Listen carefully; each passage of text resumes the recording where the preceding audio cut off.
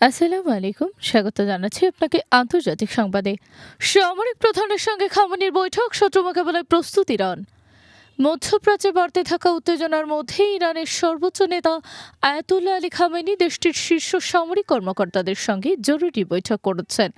ইরানি রাষ্ট্রীয় সংবাদ মাধ্যমের প্রতিবেদনে বলা হয়েছে, বৈঠকে আঞ্চলিক নিরাপত্তা পরিস্থিতি, যুক্তরাষ্ট্র ও ইসরায়েলের সামরিক তৎপরতা এবং সম্ভাব্য সংঘাত মোকাবেলায় প্রস্তুতি নিয়ে বিস্তারিত আলোচনা হয়েছে।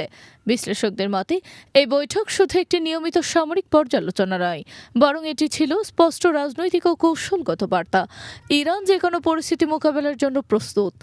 বর্তমানে মধ্যপ্রাচ্যে উত্তেজনার নতুন উচ্চতায় পৌঁছেছে। হরমুজ প্রণালীকে ঘিরে যুক্তরাষ্ট্রের সামরিক উপস্থিতি বৃদ্ধি, ইসরায়েলের কড়া অবস্থান এবং পারমাণবিক ইস্যুতে চাপ বাড়তে থাকায় তেহরানও নিজেদের প্রতিরক্ষা প্রস্তুতি জোরদার করেছে। এই প্রেক্ষাপটে আয়াতুল্লাহ খামেনির সঙ্গে বৈঠকে অংশ নেন ইসলামিক রেভলিউশনারি গার্ড কোর বা আইআরজিসির শীর্ষ কমান্ডাররা, ইরানের নিয়মিত সেনাবাহিনীর প্রধান, বিমান প্রতিরক্ষা ইউনিটের কর্মকর্তারা এবং গোয়েন্দা সংস্থার উচ্চ পর্যায়ের প্রতিনিধিরা। ইরানি সূত্রগুলোর দাবি, বৈঠকে খামেনি স্পষ্টভাবে বলেছেন, ইরানের বিরুদ্ধে যে কোনো আগ্রাসনের জবাব কঠোরভাবে দেওয়া হবে। তিনি আরও বলেন, শত্রুরা মনে করছে চাপ সৃষ্টি করে ইরানকে দুর্বল করা যাবে, কিন্তু তারা ভুল করছে।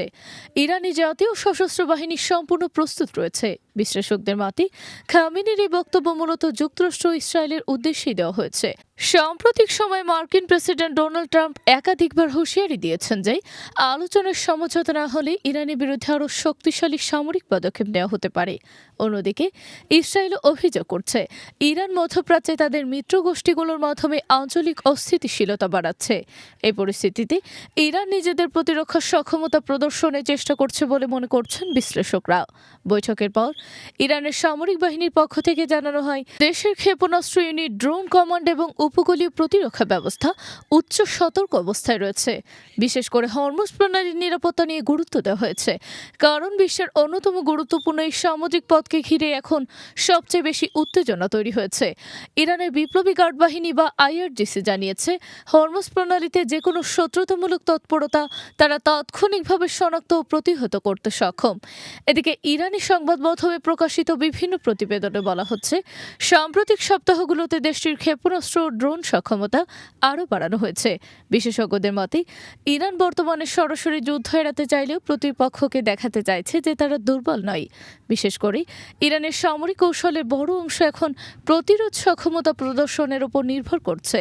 ইরানের সামরিক বিশ্লেষকরা বলছেন, দেশটি এখন আর শুধু প্রচলিত যুদ্ধের উপর নির্ভর করছে না, বরং ড্রোন প্রযুক্তি, দূরপাল্লার ক্ষেপণাস্ত্র, সাইবার সক্ষমতা এবং আঞ্চলিক মিত্রগোষ্ঠীগুলোর সমন্বয়ে বহুস্তরীয় প্রতিরক্ষা কৌশল গড়ে তুলেছে।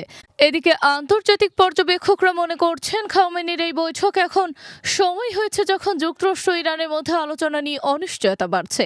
ইসলামাবাদের সম্ভাব্য নতুন আলোচনার বিষয়ে গুঞ্জন থাকলেও এখনও কোনো চূড়ান্ত অগ্রগতির খবর পাওয়া যায়নি, বরং উভয় পক্ষই একদিকে আলোচনা চালিয়ে যাওয়ার কথা বলছে, অন্যদিকে সামরিক প্রস্তুতিও জোরদার করছে।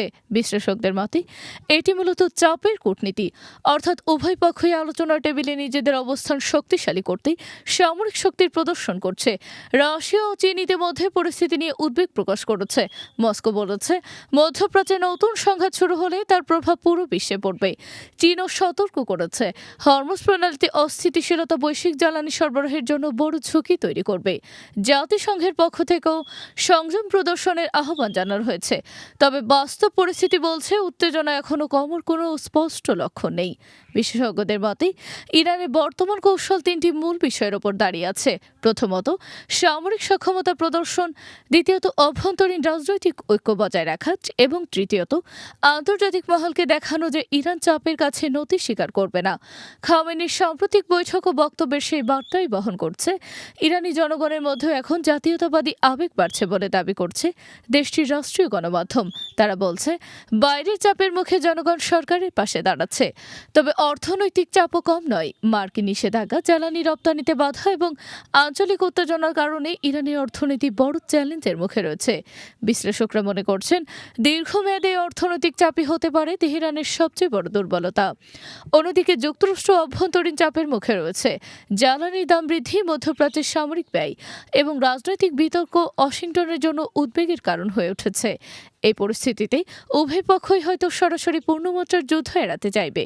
তবে ভুল হিসাব বা ছোট কোনো সংঘাত দ্রুত বড় সংকটে রূপ নিতে পারে বলে সতর্ক করছেন বিশেষজ্ঞরা। সব মিলিয়ে আয়াতুল্লাহ খামেনির এই সামরিক বৈঠক স্পষ্ট করে দিয়েছে যে ইরান এখন প্রতিটি সম্ভাব্য পরিস্থিতির জন্য প্রস্তুতি নিচ্ছে। একদিকে আলোচনা চালু রাখার ইঙ্গিত, অন্যদিকে সামরিক শক্তির প্রদর্শন, দুই পথে এগোচ্ছে তেহরান। এখন বিশ্ব তাকিয়ে আছে এই উত্তেজনা কি শেষ পর্যন্ত কূটনৈতিক সমাধানের পথে যাবে, নাকি মধ্যপ্রাচ্যে আরও বড় সংঘাতের দিকে এগিয়ে যাবে।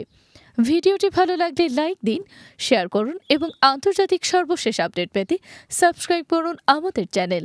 ধন্যবাদ।